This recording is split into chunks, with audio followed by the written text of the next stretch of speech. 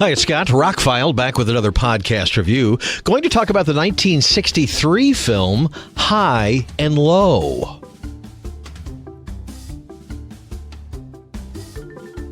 I finally pulled the trigger on seeing this Akira Kurosawa movie from the early 60s because I had never seen it before. It's been remade a whole bunch of times, and the Criterion Collection has just released a 4K edition. It's a black and white film mostly. There's one scene, and I'm kind of shocked that Steven Spielberg would steal from that. Well, homage, I guess.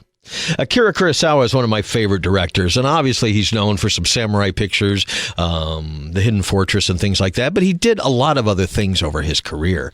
And High and Low was recently remade with Denzel Washington.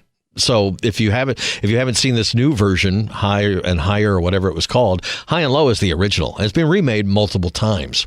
Akira Kurosawa made a film that focused on humanism, tackling the issue of the growing class divide that was going on, the growth of international consumer culture that was going on, and using the film's structure to interrogate not only morality, but the social division that was going on in Japan at the time.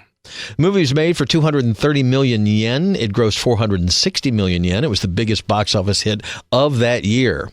It is 2 hours and 20 minutes of a black and white Japanese film. May not be your cup of tea. It was based on the book The King's Ransom. Basically, the story is, and again, this has been remade multiple times, but a very successful businessman is contacted by kidnappers who have kidnapped his son, and then they find out they have the wrong kid. They don't have his son, but they still want the ransom money from him. Now, whether or not the kidnappers know what's happening in the man's life, he just put together millions of yen to buy out the company that he works for, the shoe company, National Shoe Company.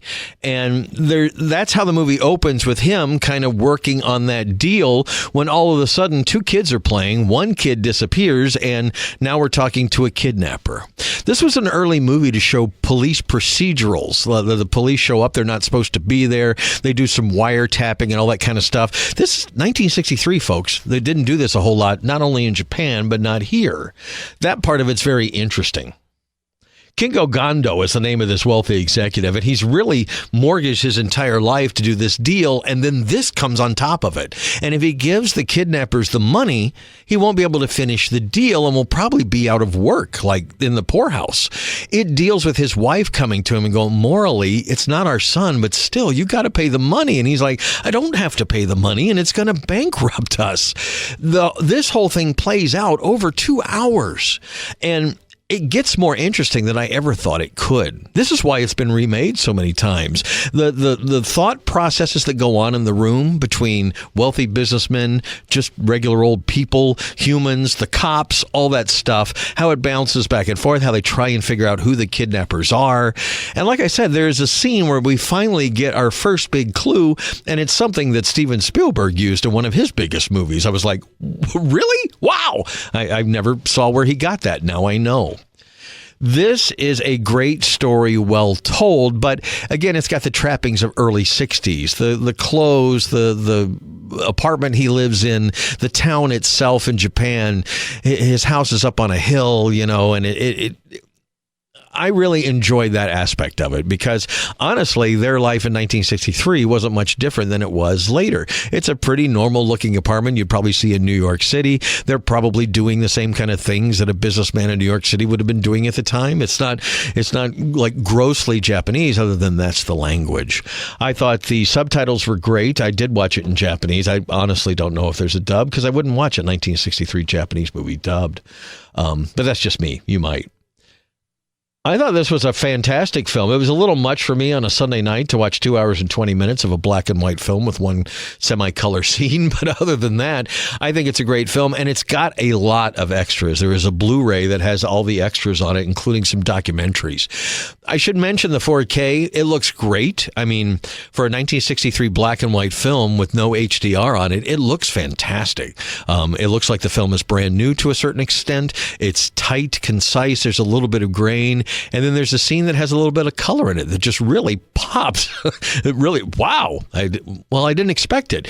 On the back of the Criterion Collection box, it says, 140 minutes black and white /color. And I'm like, I didn't see the color part when I knew it was a black and white film, but it says black and white / color for one scene. They have matrixed it into a 4.0 surround sound. The music sounded fantastic in surround. Had stereo separation stuff. I didn't expect that from 1963. But overall, it is very much a 1963 film, and the sound effects and such sounded like that. But yeah, music and everything, much better than I expected. Little upset that it didn't have HDR on it, but the movie didn't need it. Like, the contrast is great between the black and the white and the grays in a black and white film.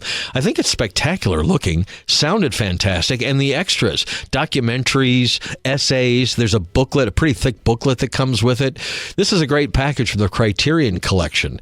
Again, it's not going to be everybody's cup of tea. It's a 2-hour and 20-minute Japanese film about a businessman who's dealing with kidnappers. But if that sounds interesting to you, and to see how this movie has affected so many of our kidnapping dramas since, it really stands the test of time, and it's why Spike Lee and Denzel Washington remade it this past year. High and Low is the name of this original version. It was released in Japan back in 1963. I kept saying 61, sorry, 63. But became one of the biggest grossing films of the year, and it stood the test of time because it's Akira Kurosawa doing very human things with something that could have gotten into just, well, it could have been political and boring and everything, but it's very human, very down to earth, and a very real story of a guy having to make one of those decisions that there's really not a good decision to make. High and low. You got to do what you got to do. So it plays out interesting in how it ends. Not ends how I did not expect that either.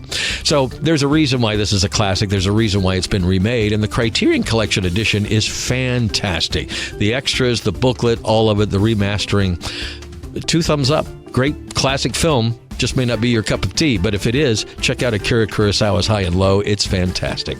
Scott, I'm ROCKFILE. More podcasts are on the way. Please like, share, and subscribe, and have a spectacular day.